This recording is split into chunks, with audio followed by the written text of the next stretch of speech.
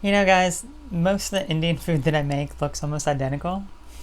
You got like a brown curry, you got rice, sometimes you got jalapenos on it, you got whatever the pickle of the day is that I use, and then you got the naan bread.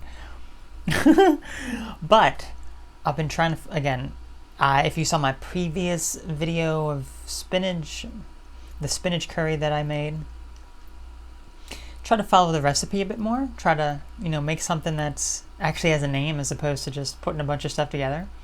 This one is Pav Bhaji. I mostly pretty much perfectly followed the recipe. It's basically mashed up tomatoes and peas.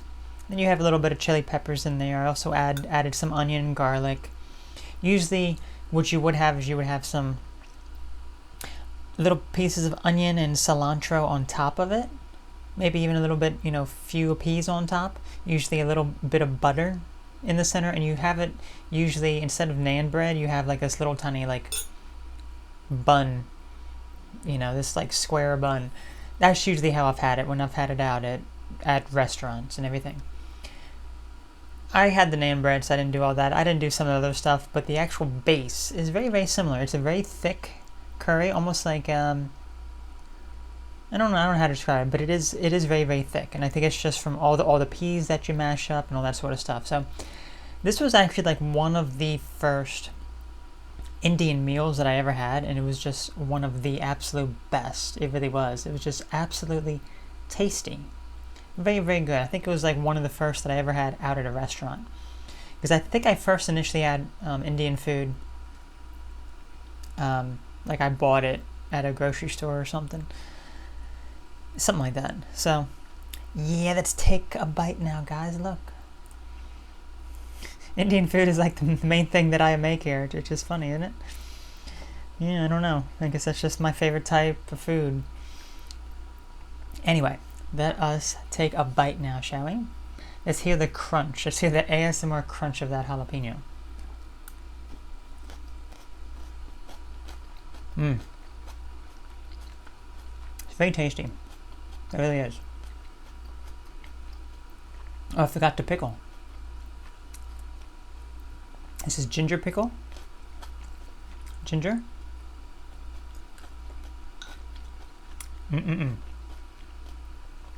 So, I did make it a little bit spicy. I got the jalapenos, quite spicy actually. And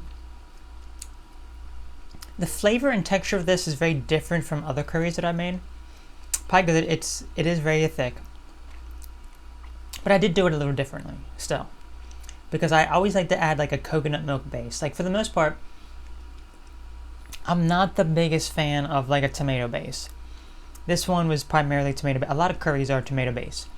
I'm not the biggest fan of that, to be completely honest with you. But it's better to get fresh tomatoes, mash them all up, and create, your base, as opposed to like using like tomato paste or some, tomato sauce from like a can. That is just, I feel as though that's so much more acidic and it upsets my stomach, which is why I really don't even use like red pasta sauce when I make like spaghetti and everything. I don't even use red pasta sauce. I use like an Alfredo sauce usually, or a vodka sauce is also okay. It's kind of like half and half. So for the most part, I'm not the biggest fan of tomatoes for that reason.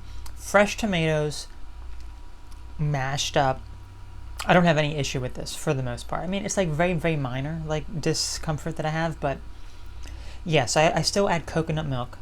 I like to add a paneer cheese as well, but this recipe you don't have paneer cheese with this one. So I'm like, you know what? Let's just do the coconut milk that has enough fat, because I noticed that if I have too much fat, I get heart palpitations for hours after I eat, especially with the paneer cheese. So yeah, not too much fat. So coconut milk, and it was a bit too runny, so I added coconut flour, make it a bit thicker as well. So yeah, that's kind of how you have to do it. It's you do it based on how you do it, and it is very similar.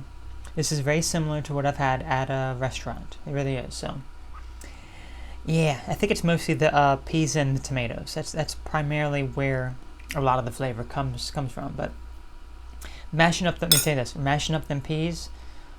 Oh man, it's so hard. You boil them, you heat them up, and they just do not mash. They just do not mash very well. But anyway, Folks, I'm gonna go eat this now. It may look disgusting to some of you, it may look delicious to some of you. I don't really care about the appearance. I think appearance is also very nice. I don't know why I'm even talking about this. This is okay, but you know, okay, anyway.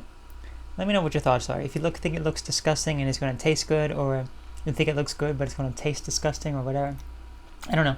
I'm going to go eat this now, guys. Bye-bye. I said bye.